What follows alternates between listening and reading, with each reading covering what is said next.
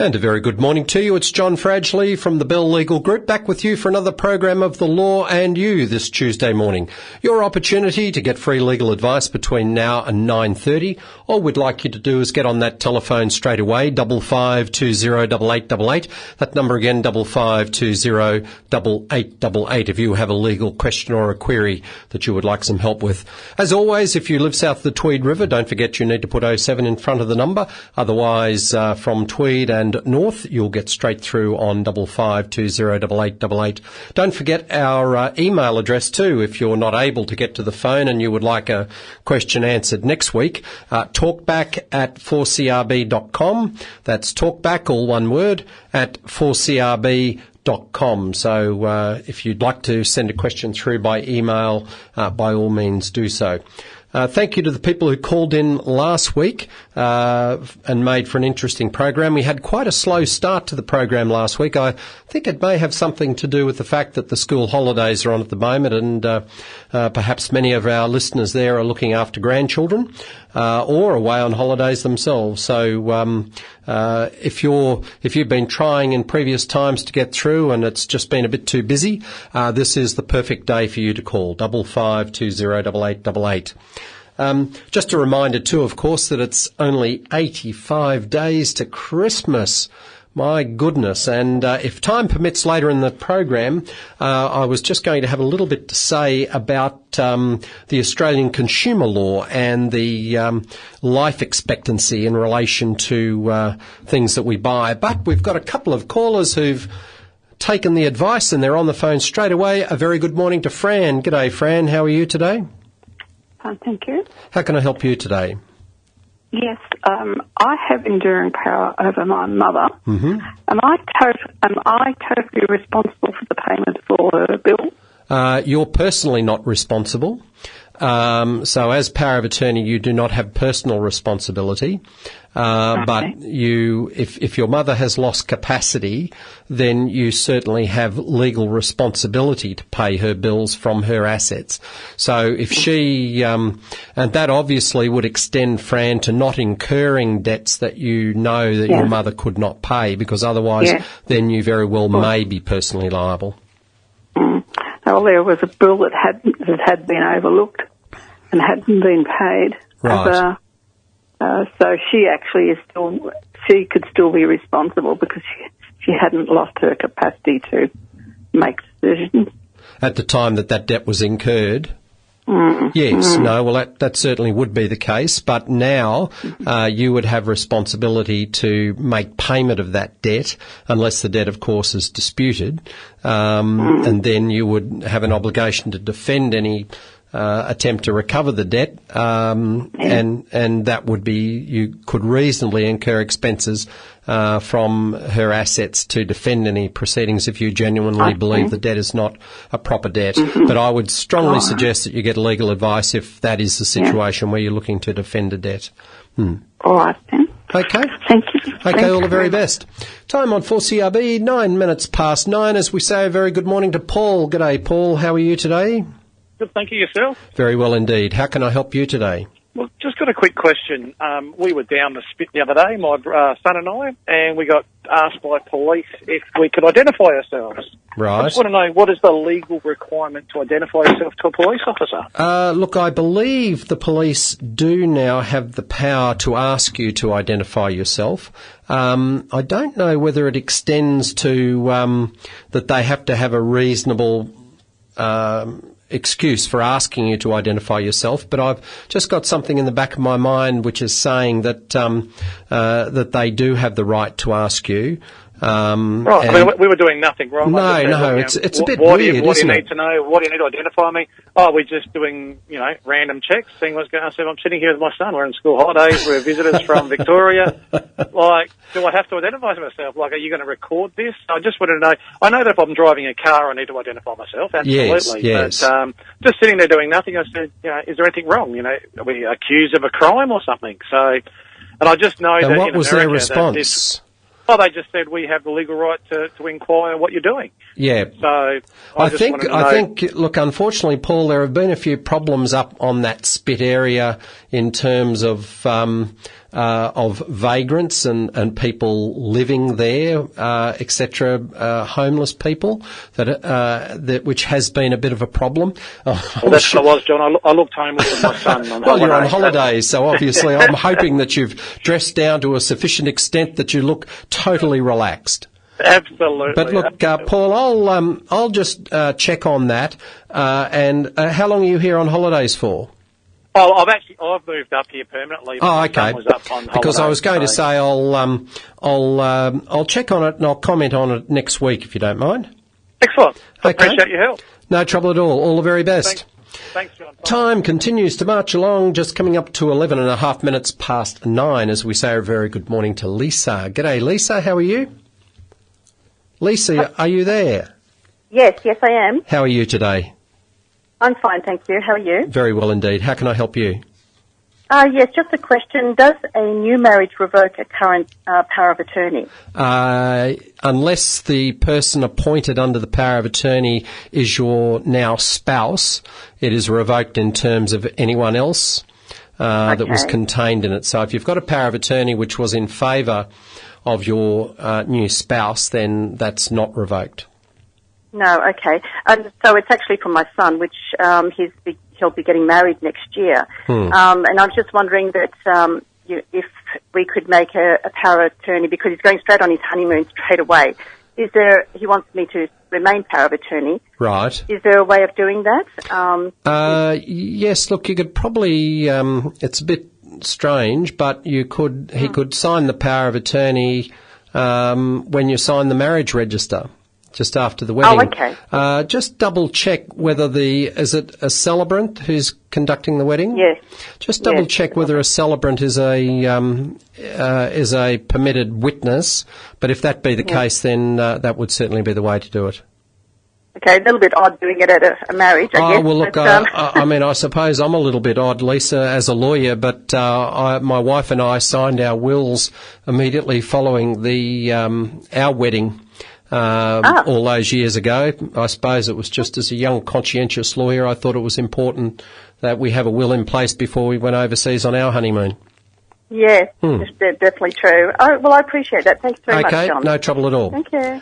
Time on 4CRB, 13 minutes past 9. The Law and You is the program, 55208888, the number, as we say a very good morning to Graham.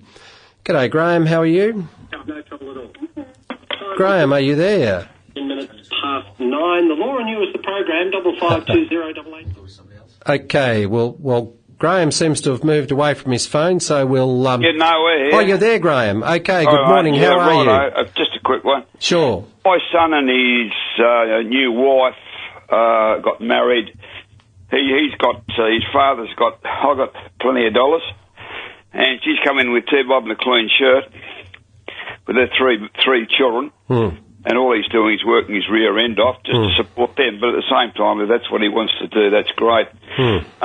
What I'm asking is, if they divorced, where do I stand on? She's come in with nothing, and she's probably got her eye on what I've got, or what they Well, Graham, obviously, if your son has already got married, has he?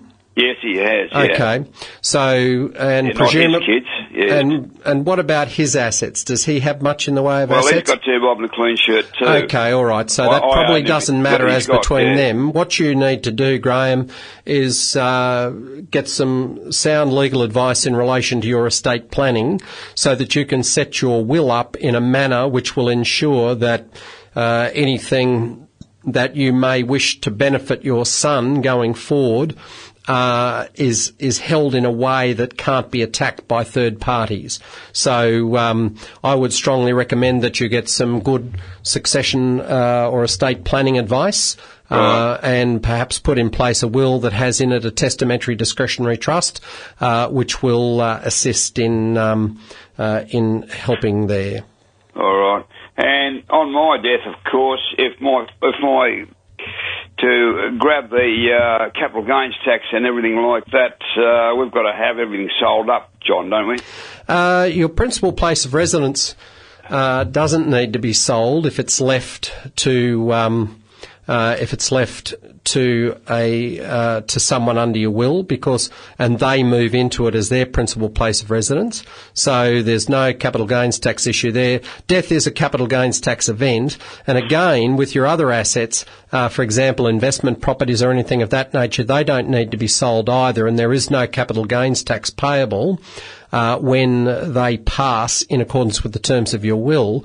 However, when they are ultimately sold, the cost base that you had in those assets is inherited by whoever ultimately inherits those assets. So if, for example, you had an investment property that you had purchased pre-September 85, which means it's a pre-CGT asset, on your death, the cost base would become the value of the property as at the date of your death. If the property was sold immediately after your date of death, as long as there was no appreciation in value between date of death and date of sale, there would be no capital gains tax. But really? What's the time factor on that, John?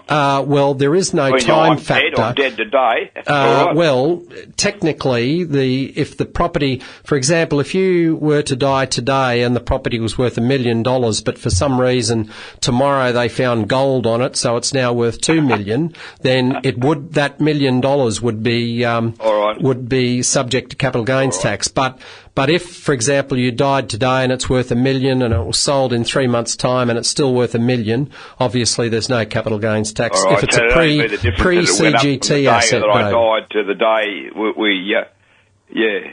until it was cashed. All right, and okay. How about in a trust, John? Does that really cover everybody's? Well, that's what I'm suggesting that you look at is a testamentary trust for your will, Graham. But we'll have to leave it there because unfortunately we've got a number of calls waiting. All the best. Yeah. Time on 4CRB, 9:17 as we say a very good morning to Kevin. Good morning, Kevin. How are you today? Morning, John. How can I help? John, I just need a little bit of legal advice on a matter. My son and his partner have been separated now for about, pardon my croak, for about 12 months. Mm-hmm. And she's moved into another relationship, and they have a duplex over at West Tweed with probably they've got 200,000 equity in the place. Mm-hmm. She wants a payout, and she's asking for $60,000. Mm-hmm. The equity in the place is around about 200,000. Mm-hmm. I've been to the bank. I've done a little bit of legwork for him, and I just need to know. The bank advised me that before they told me that I could borrow that money without any problem on my property here. I've got a Tringle. Mm. But they advised me that her name should be taken off the mortgage. If someone is going to be buying her out, so are you going to buy the interest in the property, or are you going to borrow the money to enable your son to pay her out? Yes. The latter. Yes. Right. Yes. Well, the first thing that's most important, Kevin, is that your son and his partner do a property settlement, a legal property settlement agreement, because were they married or not? No, they're not married, but they have 2 children. Okay, but he's left with the children and he's paying the mortgage. And how long have they now been separated? 12 months. Yes, okay. Well, look, I would certainly be getting some advice before doing anything in relation to that, particularly about the arrangement between him and his spouse. But certainly you would want to, if your son is going to buy her interest out in the property, then presumably her name will be taken off the title. And I would think that if she was being advised, she would also want her name off the mortgage because she would no longer wish to be legally responsible for the mortgage if she's disposed of her interest. So I think the short answer to your question, Kevin, is for your son to go and get some advice, or you and your son to go and see a solicitor in relation to this to get some appropriate advice on how to document it all. But I certainly wouldn't be just handing over $60,000. No. No, we have a family solicitor. Yep. And it's in my mind to get him to go down there, but would he take her with him down there? Sorry. Would they go together? No. Your son should see Has that family solicitor previously dealt with your son and his ex-partner? No, dealings with them, only to do our wills and that sort of thing. Okay, so, all right. Well, your son, that lawyer would be able to look after your son in relation to the matter, if that's what you want. But That's right. But his ex-partner should definitely be seeing a separate lawyer. Right. Okay, All so right, I would suggest that in the first instance your son go and see your solicitor to get advice about the best way to document the whole thing, including a property settlement agreement if that's required. Okay, that's the first step. That's Yes. what I was wanting. Thank you, John. Okay then, Kevin, all the very best. Time on 4CRB, 21 minutes past 9, as we say a very good morning to Graham. G'day, Graham. How are you today? I'm very well, John, thank you. How can we help? John, regarding estate planning, one of my sons, I'd prefer to leave no money to in my estate, but however, I was wondering if I left him, say, $50,000 on the condition that he didn't contest the will, would that be any value at all? No. No, because he, as a child, he has a right under the law to contest your will. There's an urban myth around that you can put a provision in your will which says I leave $10,000 to my son on condition that he doesn't contest my will, or even if you just simply leave $10,000 or $50,000, that would certainly not prevent your son from contesting the will. What you need to do is to get some sound legal advice as to all of the circumstances as to why you wish to leave that child out, and then make sure that that is comprehensively documented during your lifetime, because once you pass away, the best person to give evidence as to why you've excluded that child is gone. So, so you need to make sure you do that. All right then. Thanks, John. Okay, Graham. All the very best. 22 and a half minutes past 9, as we say a very good morning to Jeff. G'day, Jeff. How are you today?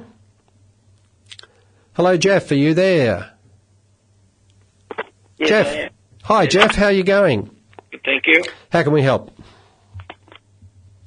We live in an estate which is controlled by a number of body corporates. Excuse me, I've got a bit of a crook throat. That's okay. And there's about 5 or 6 body corporates here in the overriding body corporate. We received a letter from them the other day, our body corporate, incorporating the main body corporate, to say that that as of the 14th of next month, they're going to introduce 3-hour parking 24/7. And if you park on the street or on the verge or anywhere in visitors' car parking, anywhere except on your property, you'll get fined. Now, the problem that we have is that we can't park in front of our garage. We have 3 vehicles. We can't park in front of our garage because we block our neighbours in, and we can't park on our driveway, etc. So the nearest public street where I could park is about 1.5 km from our house. So I was wondering, what can we do, please? Yes, now, actually, looking at it, I mean, along the beaches, it's not even that tough because it only applies during daylight hours, but this is 24/7. It just seems crazy. We don't have a parking issue near where we live. There's about 1.5 km of roads, and the last few nights there's been 8 cars parked on the road. Yes, I suppose the difficulty the body corporate has is that if they introduce the law just for selective areas, people can claim discrimination. There is a commercial part where the parking is a bit of an issue, but I can't see that. You seem to be creating a problem when there isn't one. Well, maybe what you need to do is speak to your body corporate in relation to it, and just suggest that maybe this should be only applied to the commercial area, or that part that is under where the commercial activity is taking place. That would not seem to me to be an unreasonable basis upon which to do it. But the only other thing I could suggest you do in relation to it, Jeff, would be to contact the office of the Body Corporate Commissioner in Brisbane. I assume the development is in Queensland, is it? Yeah. Yep. Yeah, it's a okay. Have you got a number here that you can a pen there where you can take a number down? There you go. Okay. Body Corporate Commissioner, is it? Yeah, that's right. So the number is 1800 060 119, and the other alternative. That's 1-800 06119. Yes. No, 1800 060 119. Right. Okay. Okay, and the other alternatives that I could suggest to you would be to would be to contact the Gold Coast Legal Centre, the My Community Legal Centre. If you get down to Robina on a Thursday evening, they run a free legal service there from 6:30 until 8:30 in the Gold Coast City Council Robina Community Centre. So you could go down there and you could have a chat to one of the lawyers there in relation to it, who may be able to give you some additional advice in relation to it. Or the other alternative would be the Gold Coast Community Legal Centre and Advice Bureau, and I can give you their phone number if you can take this down. Yes. 55329611. 5532 9611. Yes. Now okay, they run Coast. Gold Coast Community Legal Centre and Advice Bureau. Mm-hmm. Now they run legal clinics all over the Gold Coast. They have a roster of times. So if you rang them, you can either go into their office in Southport, you could make an appointment to go there, or alternatively, I'm pretty sure they have a service that operates out at Nerang at some stage, so you could find out when it is in Nerang and you could go and see them when they come out to Nerang. Mm-hmm. Okay. All right then? So the body corp can do this legally? Well, they do have the power to make bylaws, but not all the bylaws that body corporates make are legal. For example, you probably would have read recently where the Body Corporate Commissioner, or QCAT, I think more properly, have said that bylaws that say that people can't keep pets are not lawful. And therefore body corporates that still have those bylaws can't enforce them. So it's worthwhile to make some inquiries with, firstly with the Body Corporate Commissioner's Office, because they deal with these things on a fairly regular basis. And as I say, alternatively, either the My Community Legal Service, which previously was the Robina Community Legal Centre, at Robina, or the Gold Coast Community Legal Centre and Advice Bureau at Southport. I think initially we'll write the body corporate a letter and just say explain our situation. I would be inclined. Do you know who the chairman of your sub-body corporate is? I can find that out very quickly. I would suggest that you meet with them rather than bother writing. Yeah. I think you'd get a lot further if you make an appointment and go and speak to them, or just ring up whoever it is and say, look, can I come and see you about this bit of a problem? All right then? Okay, great. Thanks very much. Okay, Jeff, all the best. Bye. And 28 minutes past 9 as we say a very good morning to Jan. Hi, Jan, how are you today? Jan, are you there? Hello? Yes, Jan, how are you? Fine, thank you. How can I help? My husband is executor for his brother's will, and we wanted to sort of ask the question, what happens if we can't find or locate one of the beneficiaries? What happens to ultimately, what you can do to discharge the requirements of the will is to get in contact with the Office of the Public Trustee and hand the funds over to them to discharge your liability under the will. You, as executor, your husband should take reasonable steps to try and find the person. But if all of those fail, then that's the ultimate way that you can be released from your liabilities, would be to hand the money over to the public trustee. Okay. All right then? Thank you very much. Okay, Jan, all the very best. Well, thank you to all those people who've called in to make for such an interesting program this morning. An avalanche of calls after we thought we'd have none, but there you go. That's the way it is sometime. Unfortunately, I don't think we're going to have time to talk about the Australian consumer law, so we'll hold that over for next week, when, of course, we'll only be 78 days from Christmas. So probably that advice is becoming more and more relevant as we get closer to Christmas. This is John Fradgley from the Bell Legal Group. It's been great to be with you this morning for the Law and You. I'll look forward to being back with you again next week, but as always, until then, it's goodbye and God bless.